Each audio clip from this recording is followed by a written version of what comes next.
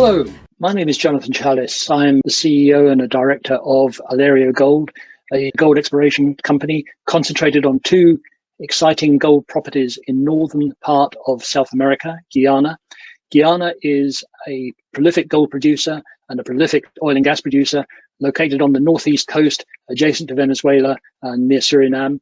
It is a geological paradise, as it were, with lots of great potential. It has many similarities with properties that are known well on the west coast of Africa, as the two areas were joined, but we'll get onto that later on. One of the key things I've learned in over 47 years in the mining business, both on the equity side, debt side, and the operational side, is the importance of a team of skilled individuals.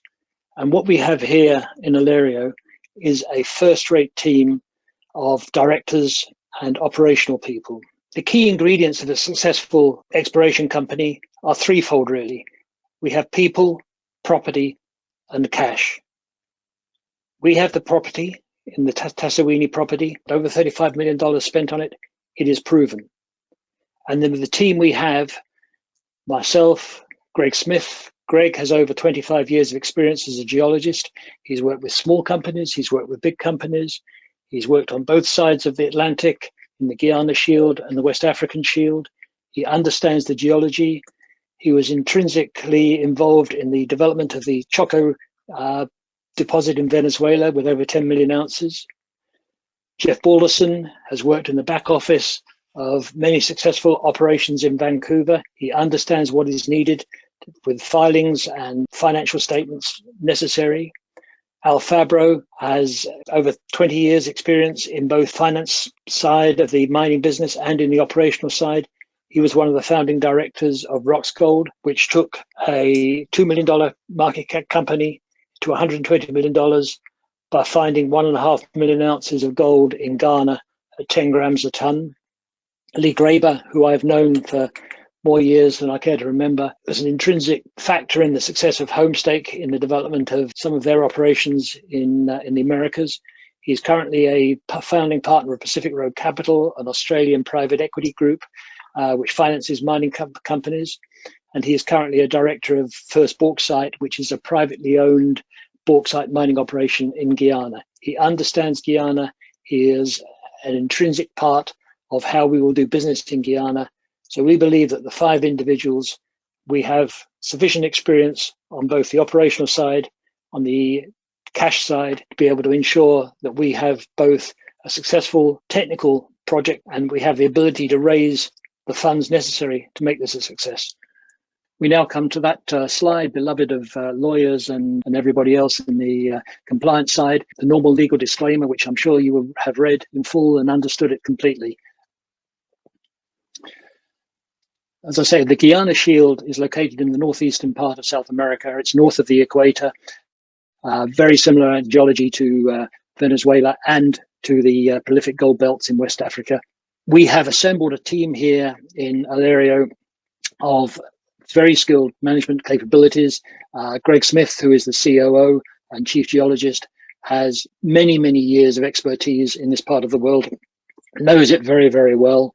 And to make life more interesting for us is that Tassawini comes with an historic resource of just under 500,000 ounces, which was verified by SRK back in 2010. Over $34 million has been spent in the area. Mineralization is open in several directions along strike and down dip. But the big thing for an exploration project is we are licensed for mining. We can look at this very, very quickly. So we're looking forward to building this as a Guyana-focused gold producer with considerable exploration upside. Guyana, northern coast of South America in the Atlantic. It is English-speaking, has a lot of similarities with Ghana, as it were, in West Africa, but don't let me confuse you. It's democratic. We've recently had a new government formed, elections last year. It has a well-established mining act based on British law.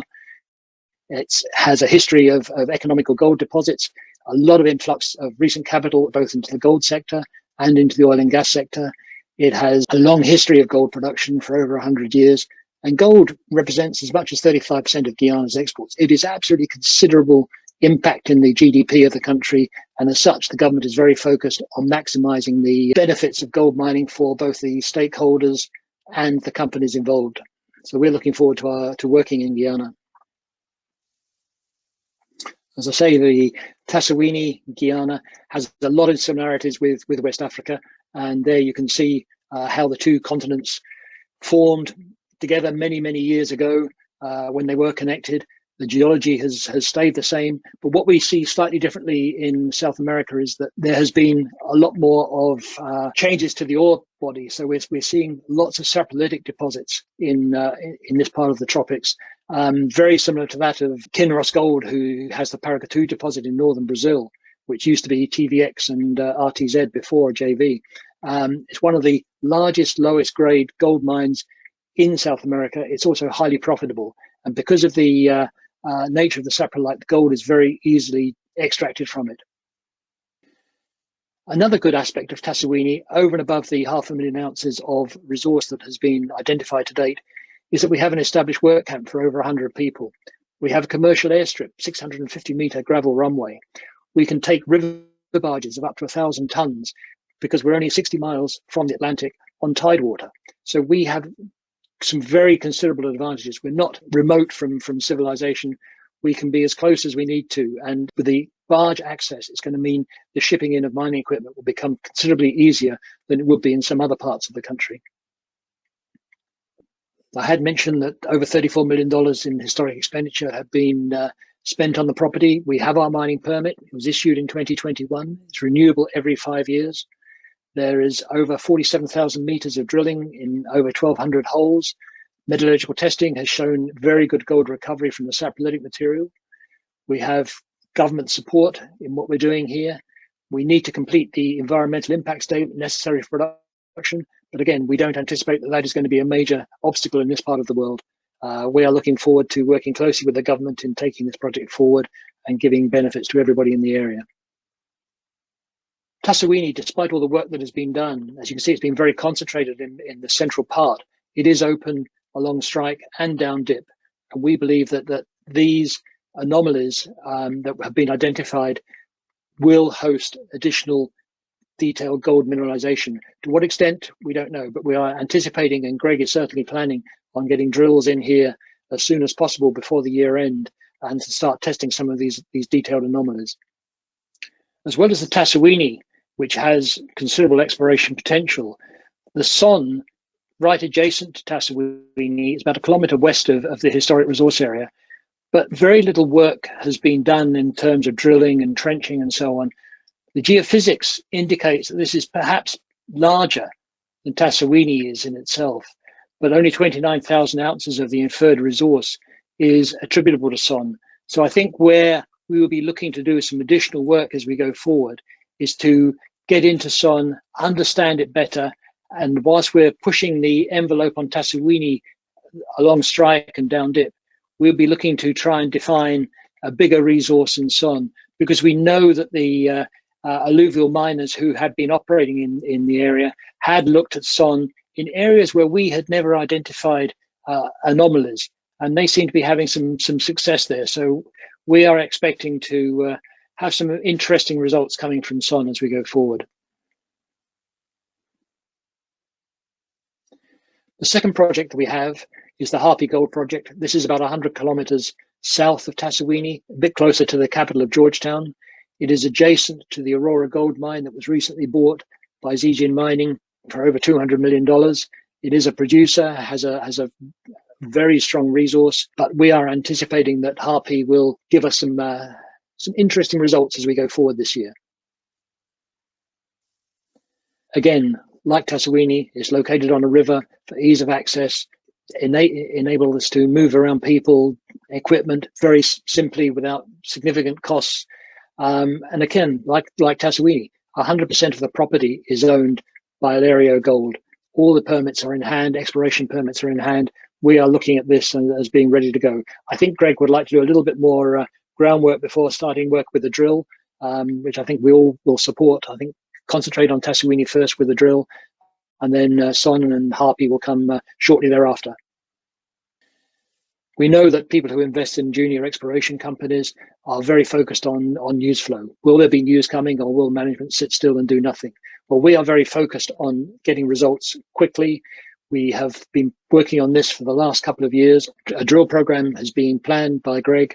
We are looking forward to upgrading and expanding the mineral resource, developing a PEA on the property and getting the EIS approved. So again, over the course of the next 6 to 18 months, there's going to be a considerable flow of news coming from this as we look to try and build from the Tassawini resource that we currently have identified into a medium-sized gold producer in Guyana. Project One was the listing vehicle, and it has acquired from GoldenEye Capital both the Harpy and Tassawini properties 100% for 50 million shares, the majority of which, in fact, I think all of which will be escrowed going forward. So there was going to be 73.5 million shares issued, fully diluted, 69 issued, and then we have options and warrants that will be exercised. And I think that where we're looking at is that whilst liquidity might be a bit tight in the early days, as we start to generate the news flow, then then we hope to be able to generate some liquidity amongst the stock to enable the shareholder base to expand significantly from where we are currently.